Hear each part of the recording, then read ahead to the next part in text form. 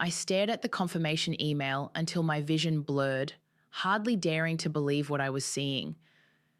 After 8 months of begging, pleading, and fighting through wait lists, we finally had an appointment for Lily. My 7-year-old daughter was going to get the help she desperately needed. I'm Taya, and this should have been the happiest moment of my year. Instead, my hands were shaking as I reached for my phone to call my husband, Graham. The knot in my stomach had nothing to do with the therapy appointment and everything to do with how his family would react. "That's wonderful news, honey," Graham said, but I could hear the hesitation in his voice. "Just, maybe we should keep it quiet for now?" "You mean don't tell your mother and sister?" I couldn't keep the bitterness from my voice. "Because they'll try to ruin this too?" "Taya," he sighed, "you know how they can be. Let's just manage expectations." I glanced through the kitchen doorway to where Lily sat at the dining room table, hunched over her coloring book. Her long brown hair fell forward like a curtain, hiding her face, a habit she'd developed after her Aunt Bianca had mocked her weird expressions at the last family dinner. "Your mother called her dramatically oversensitive last week," I reminded Graham. "To her face. She's 7, Graham. 7. I know. Mom can be difficult." Difficult? I watched as Lily carefully selected another crayon, her movements precise and controlled, like she was afraid of making a mistake.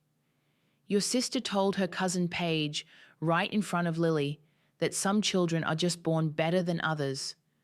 Who says that to a child? The silence on the other end of the line told me Graham was remembering that day too. He'd been there but had only managed a week.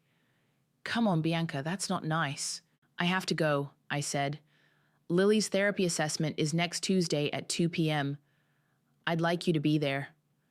"I'll try to get off work early," he promised, but we both knew his mother would somehow find out and schedule an emergency family meeting at the exact same time. After hanging up, I walked over to Lily. "Hey, sweetheart, what are you drawing?" She tilted her head slightly, still hidden behind that curtain of hair. "A butterfly, but I can't get the wings right." "Can I see?" She hesitated, then slowly pushed the paper toward me. The butterfly was beautifully drawn for a 7-year-old, with intricate patterns on its wings. But I noticed she'd erased and redrawn the left wing so many times, the paper was wearing thin. "This is beautiful, Lily." "Aunt Bianca says I'm too perfectionist," she whispered.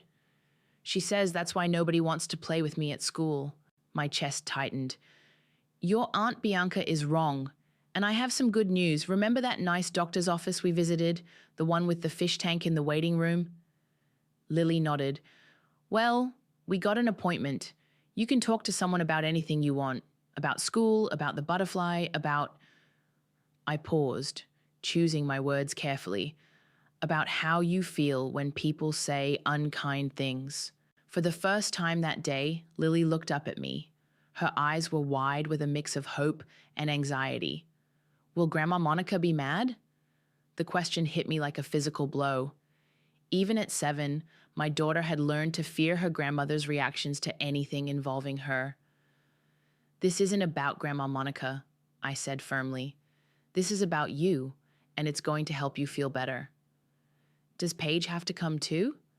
"No, sweetie. This is just for you." Lily nodded slowly, then went back to her butterfly. But I saw her shoulders relax slightly, and she didn't erase anything else on the drawing. My phone buzzed with a text from Monica. "Family dinner this Sunday, non-negotiable. Bianca has news about Paige's achievements." I looked at my daughter, still carefully working on her butterfly, and made a decision. We wouldn't be going to that dinner. Let them celebrate Paige's latest achievement without their designated scapegoat present. I had the appointment confirmation email, and for once I was putting my daughter first. But as I typed out a polite decline, I couldn't shake the feeling that Monica and Bianca wouldn't let this therapy appointment happen without interference. They never did. Every time Lily showed any sign of progress or confidence, They found a way to tear it down. Not this time, I thought, watching my daughter finally push her hair back from her face as she added the finishing touches to her butterfly. This time, I would protect her, no matter what it took.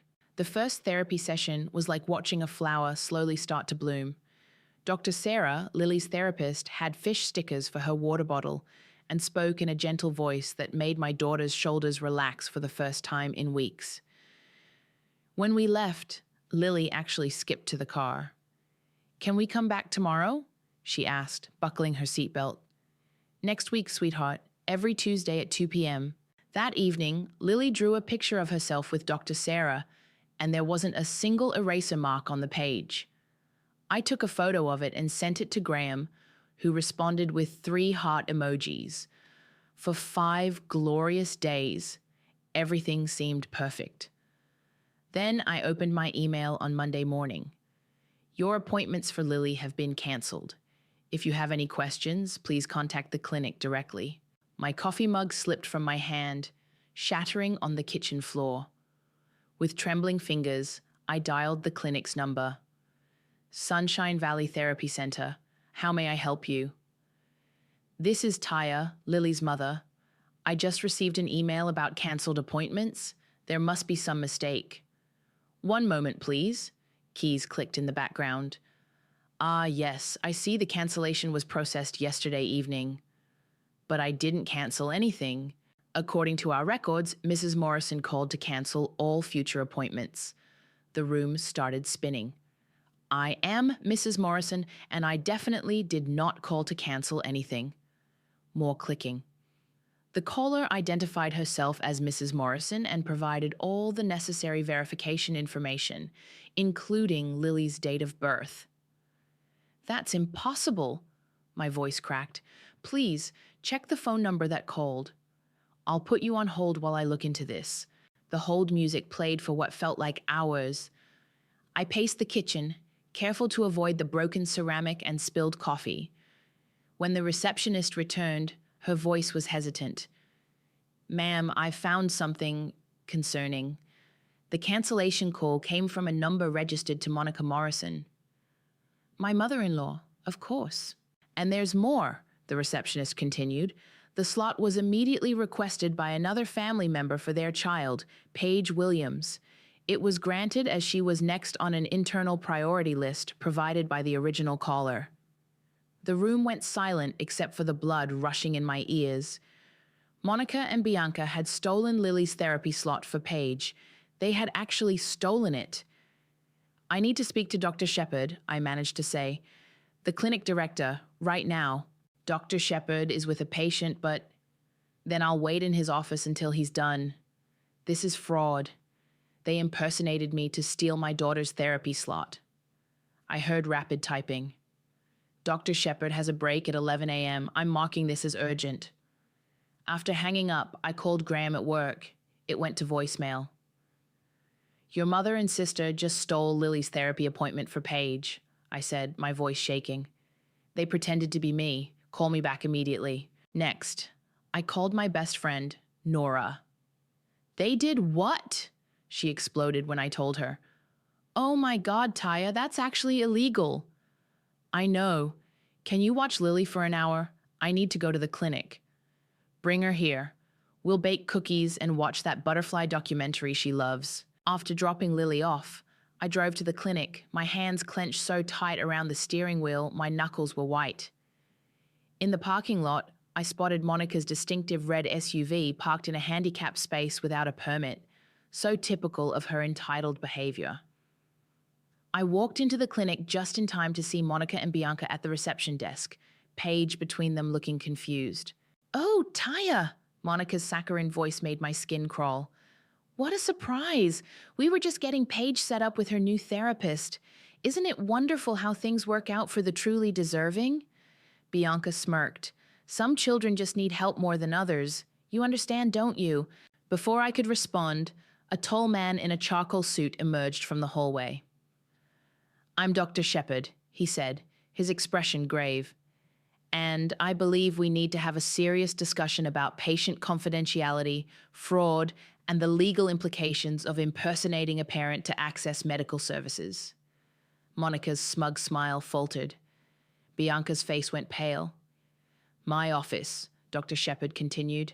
Now, as they followed him down the hallway, I saw Monica grab her daughter's arm and whisper something that made Bianca's face turn from white to red.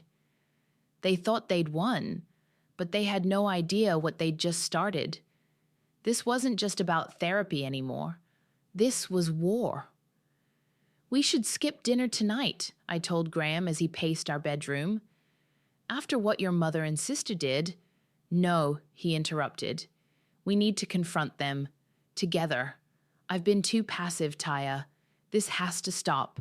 I studied my husband's face, seeing real anger there for the first time. The meeting with Dr. Shepherd had shaken him badly when I'd relayed the details. Now, 3 hours before the scheduled family dinner, he was finally showing some backbone. Lily shouldn't come, I said firmly. She can stay with Nora. Agreed. The drive to Monica's house was tense. Graham's knuckles were white on the steering wheel, mirroring how I'd gripped it earlier that day. As we pulled into the circular driveway, I spotted Bianca's car already there, parked crooked across 2 spaces. Ready? Graham asked.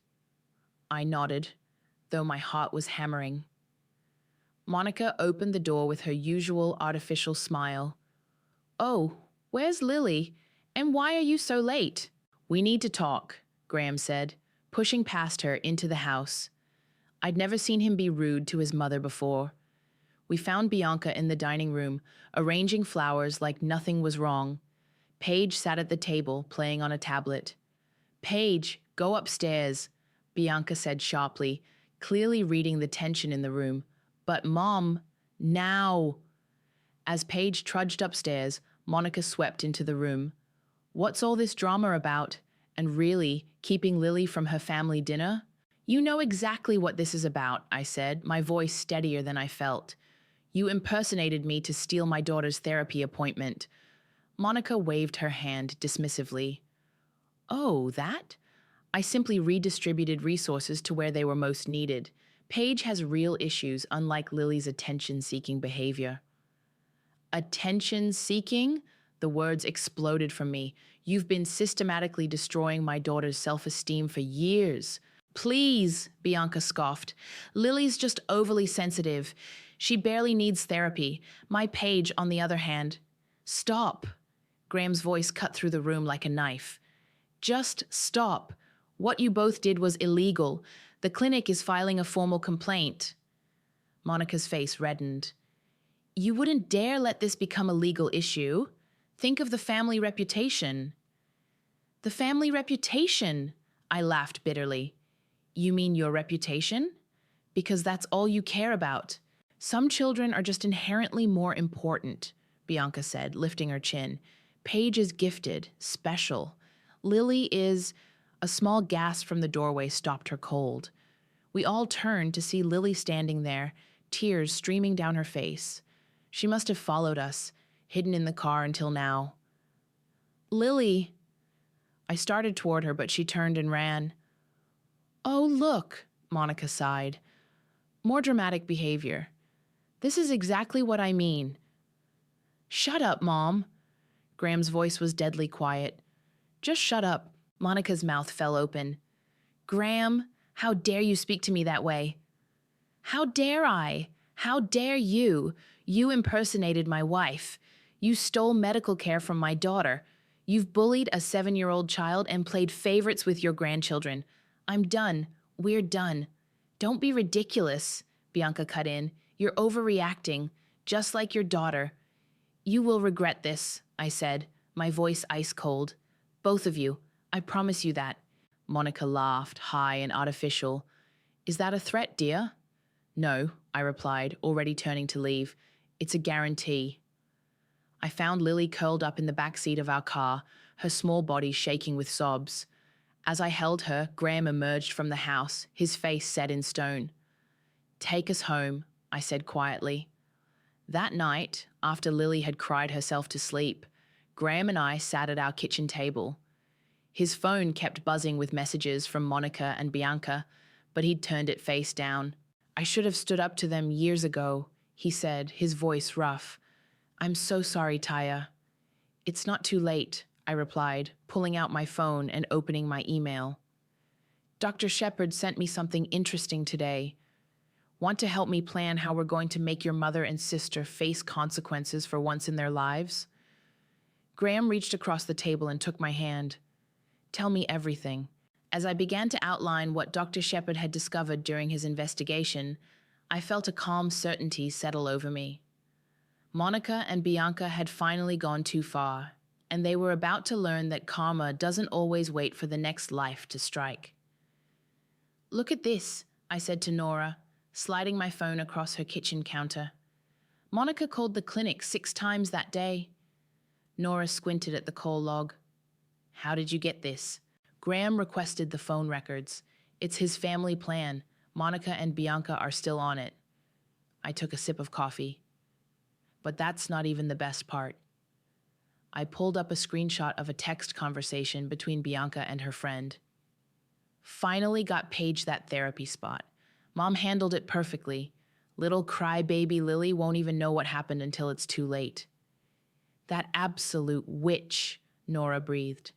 "Please tell me you're destroying them." "Oh, I'm just getting started." I opened my laptop. "Remember the family tablet Monica got everyone last Christmas? The one she insisted we all share calendar access on?" "Yeah?" "Well, she forgot to log out of her email drafts." I turned the screen toward Nora. Look what she was practicing. The draft email read, "Hello, this is Taya Morrison. I need to cancel all therapy appointments for Lily Morrison. Her date of birth is—" "Holy shit," Nora whispered. "This is premeditated fraud." My phone buzzed, a text from Graham. "Found something on Mom's voicemail. It synced to my iPad. Coming over now." 20 minutes later, Graham played the recording for us.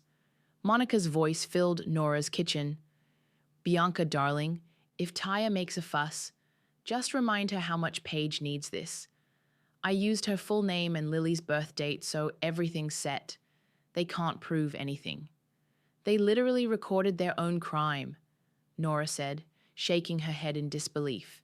"Dr. Shepard wants to meet with me this afternoon," I said. "I'm bringing everything." "I'm coming with you," Graham declared. "This ends now." At the clinic, Dr. Shepard's office felt smaller than I remembered. He listened intently as I laid out the evidence, his expression growing darker with each new piece. "This is extremely serious," he said finally. "What they've done isn't just unethical, it's illegal. Medical fraud, identity theft, harassment." He leaned forward. "What do you want to do about this, Taya?" "I want Lily's therapy restored," I said firmly. "And I want them to face real consequences." "The therapy we can handle immediately," he assured me. "As for consequences..." He picked up his desk phone. "Let me call our legal team." While Dr. Shepard made his call, my phone lit up with a text from my brother Hayden. "All set with that thing we discussed. Trust is funded. They'll never know it was me." I smiled. Phase 2 was ready. "Our lawyers want to proceed with formal charges," Dr. Shepard announced, hanging up. "But first, I have a suggestion. Monica and Bianca don't know we have this evidence yet. They're still planning to bring Paige to what they think is her first appointment next week." Graham sat up straighter. "You want to catch them in the act." "Exactly. When they arrive, I'll personally handle the confrontation. We'll have security present and everything will be documented."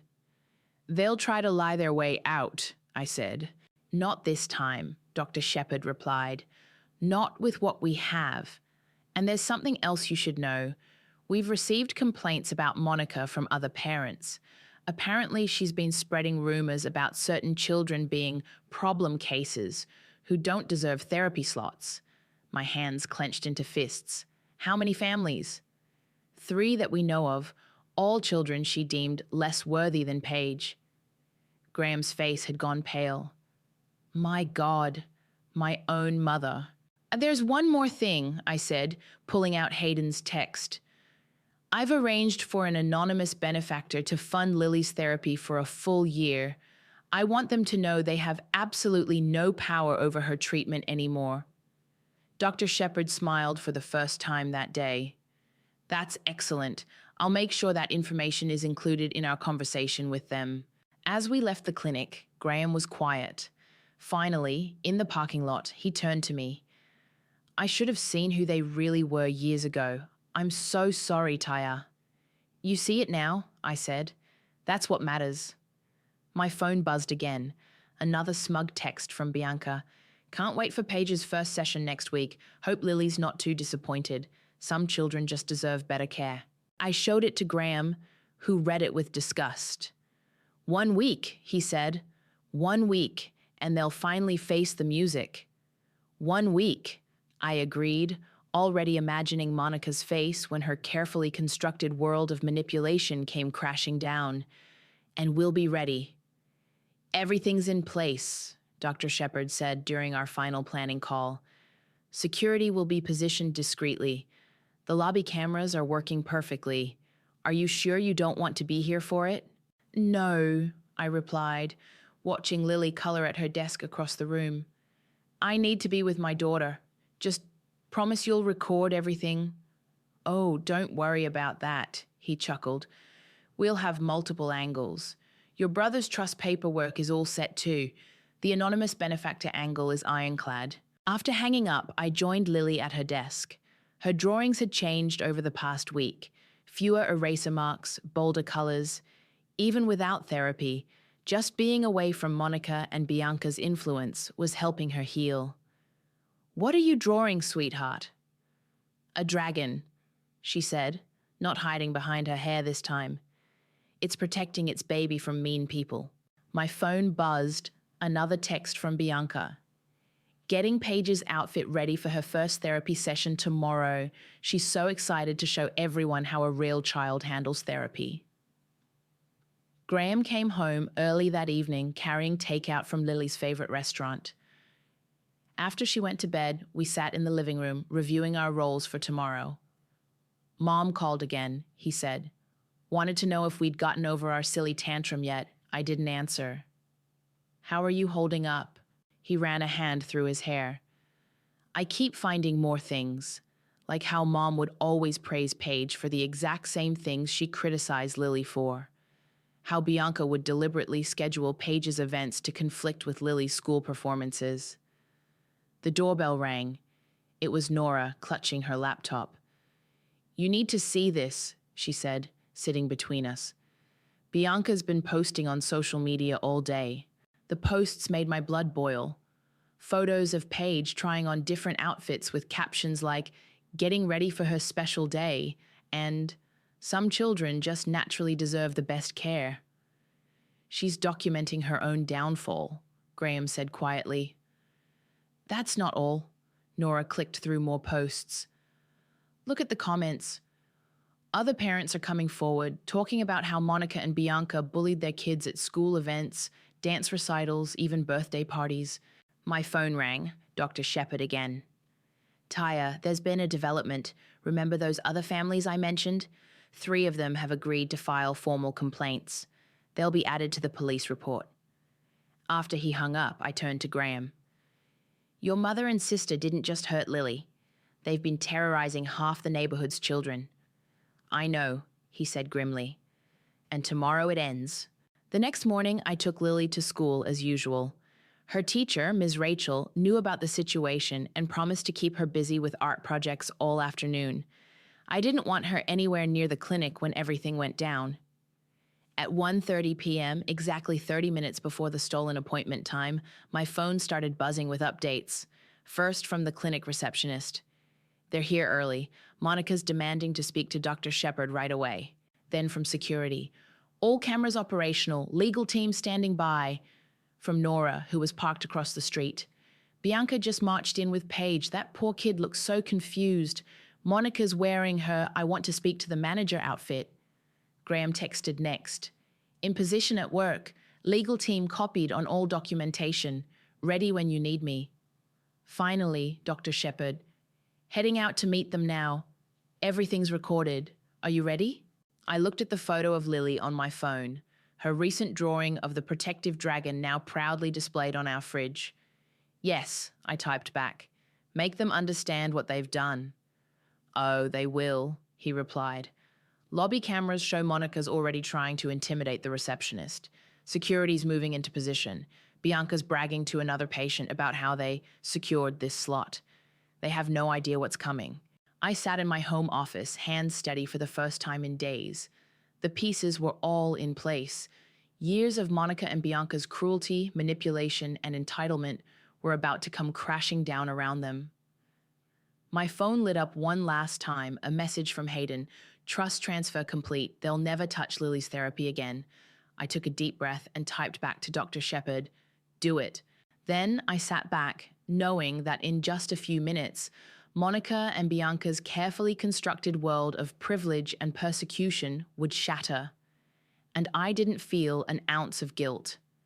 The minutes crawled by like hours. I paced my home office, checking my phone every few seconds. Nora's updates kept coming.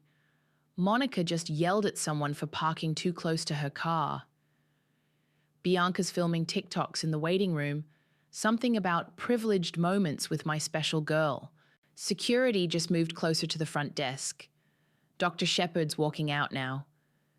My hands were shaking as I watched the clinic's security feed on my laptop, a special link Dr. Shepard had provided.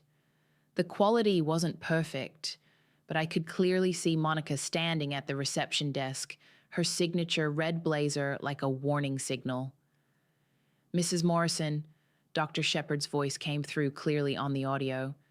And Ms. Williams, please, step into my office. Finally, Monica huffed. Paige has been waiting very patiently for her appointment. Actually, Dr. Shepard said, we need to discuss how you obtained this appointment slot. Bianca's voice turned sharp. What do you mean? We followed all the proper procedures. Did those procedures include impersonating Taya Morrison? The silence that followed was deafening. I don't know what you're talking about, Monica said, but her voice wavered. My phone buzzed, a text from Graham. Mum just tried to call me. I didn't answer. On screen, Dr. Shepard was pulling out documents. We have phone records showing calls from your number to our clinic. We have text messages discussing your plan. We have email drafts where you practiced impersonating Taya, and we have multiple witnesses. This is ridiculous, Bianca snapped. Paige needs this slot more than who? The other children you've helped deny care to? Yes, we know about them too. Other parents have come forward. Monica's face went from red to white. You can't prove anything. Actually, we can, and we have. Dr. Shepard's voice was steel. The police have been notified. Formal charges are being filed. The police? Bianca's voice cracked. But we're respected members of this community. A community you've terrorized, Dr. Shepard corrected. We have statements from multiple families about your systematic bullying of their children. My phone lit up again. Nora. OMG, Bianca just tried to run out, but security's blocking the door. You can't do this to us, Monica was saying on screen. Do you know who we are? Yes, we do. You're individuals who committed medical fraud, identity theft, and harassment. You're also permanently banned from this clinic and all associated facilities. Banned? Paige's small voice cut through. But Mom said I needed special therapy.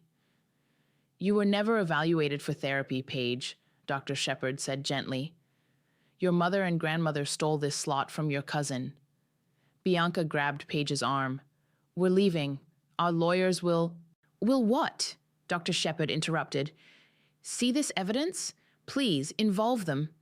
And before you leave, you should know that Lily's therapy has been fully funded by an anonymous benefactor. You have no more power over her care. Monica stumbled backward. This is all Taya's fault. She's turned my own son against me.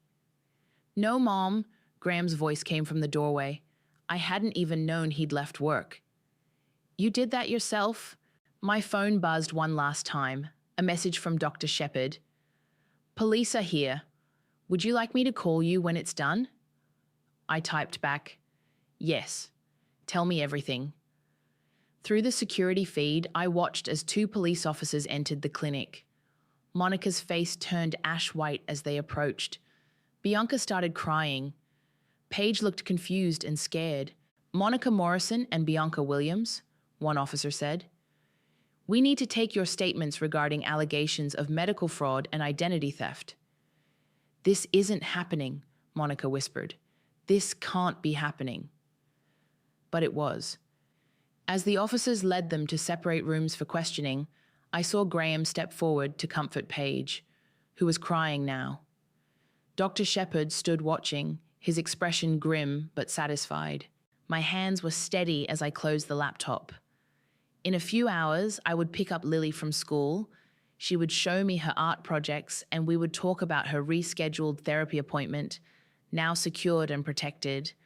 She would never again have to fear her grandmother and aunt's cruelty. The phone rang, Dr. Shepherd calling with the final details. I took a deep breath and answered, ready to hear how justice had finally been served. You should have seen their faces, Dr. Shepherd said, his voice carrying a mix of satisfaction and disbelief. When the officers started reading them their rights, Monica actually fainted. Fainted? I gripped the phone tighter. Theatrically, then immediately got up when she realized no one was rushing to help her, but that's not even the best part. I sat down at my kitchen table.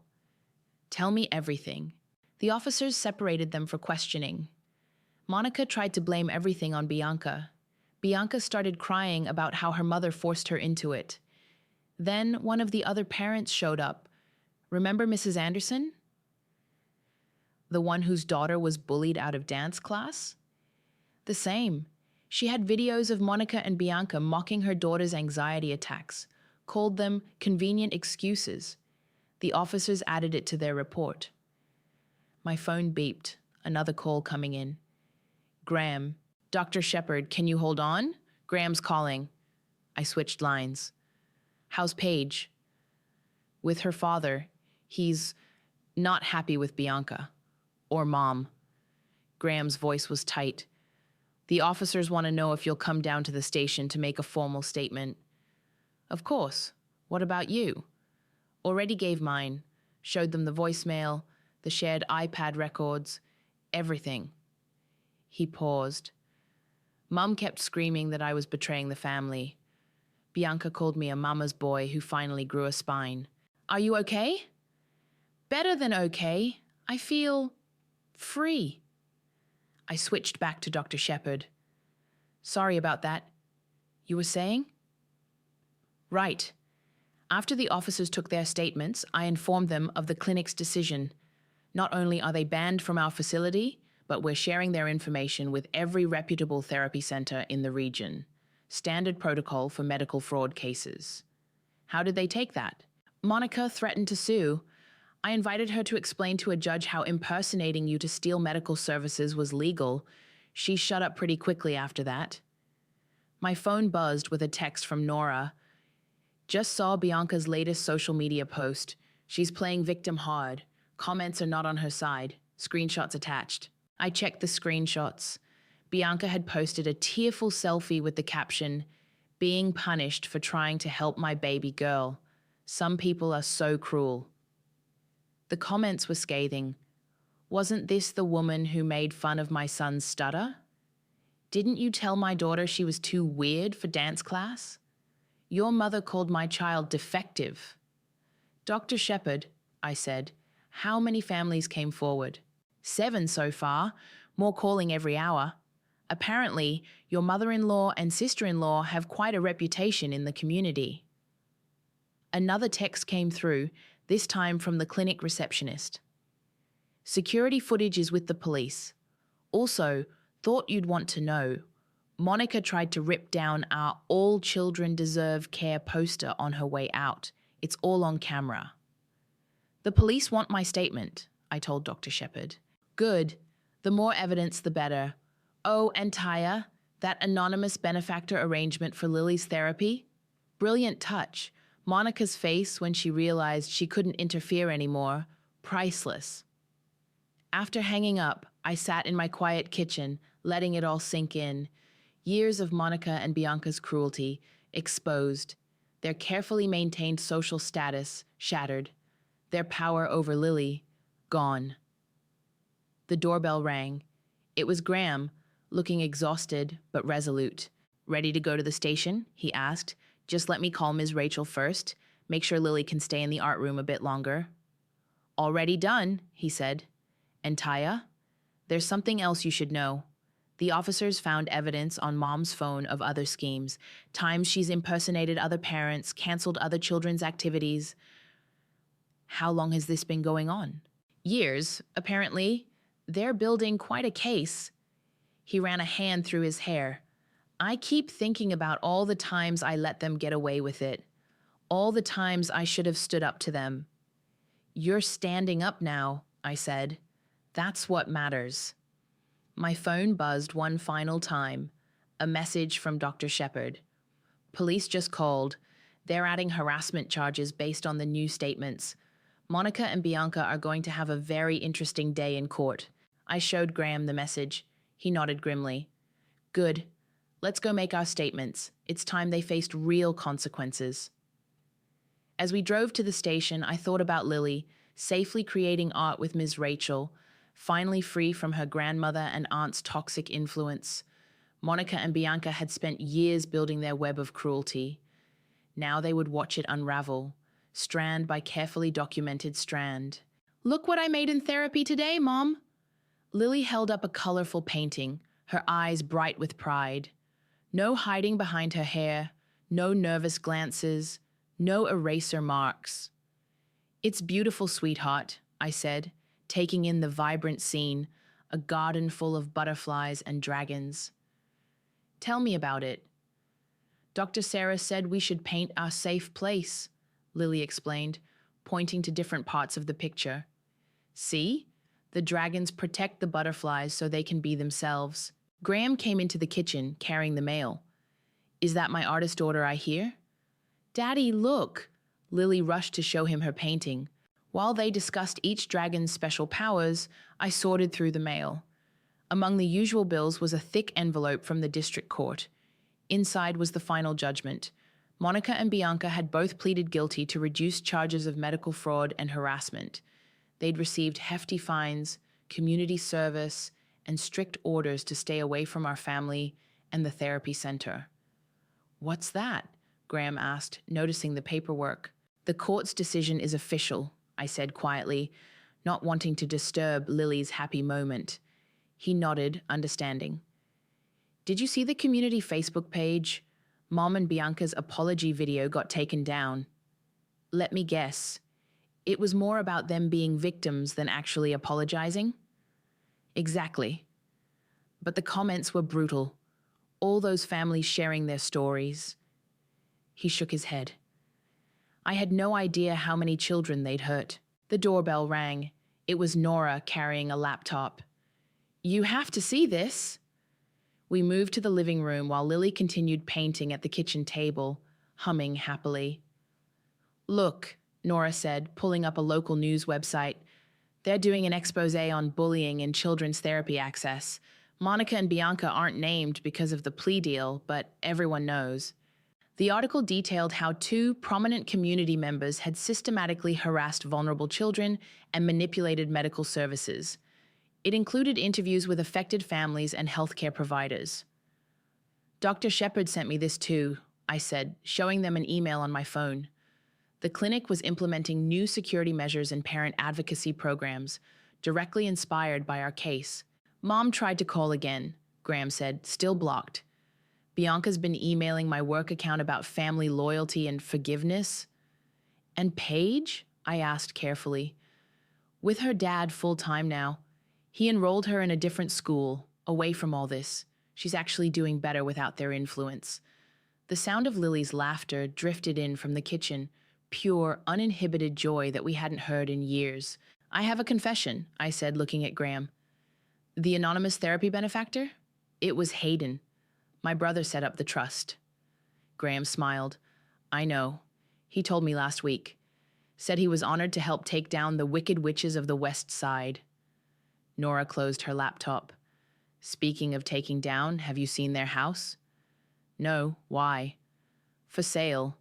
Apparently, Monica can't handle the social humiliation of staying in the community. Too many people know what they did. My phone buzzed. A text from Dr. Shepard. Lily's progress is remarkable. Whatever you're doing at home, keep it up. I looked toward the kitchen, where our daughter was adding final touches to her painting, completely absorbed in her creativity. No anxiety, no fear of criticism, no looking over her shoulder for disapproving relatives. We should frame it, Graham said, following my gaze. Frame what? The painting. Her first truly free artwork. It deserves a place of honor. Lily bounded in, holding her masterpiece. All done. Can we put it on the fridge? Actually, I said, we were thinking something more special. How about we frame it and hang it in the living room? Her eyes widened. Really? But Grandma Monica said my art wasn't good enough for... Grandma Monica was wrong, Graham said firmly, about a lot of things. Lily studied her painting thoughtfully. The dragons won, didn't they? They protected everyone from the mean people. Yes, I said, watching my daughter stand tall and confident, her art held proudly in front of her. Yes, they did. Nora wiped a tear from her eye. I should go. Lily, that painting is amazing. After she left, we gathered supplies to frame Lily's artwork. As I watched Graham and Lily discuss the perfect spot on the wall, I realized something. We hadn't just gotten revenge on Monica and Bianca. We'd broken their power completely, not just over us, but over every child they might have hurt in the future. The dragons had won indeed,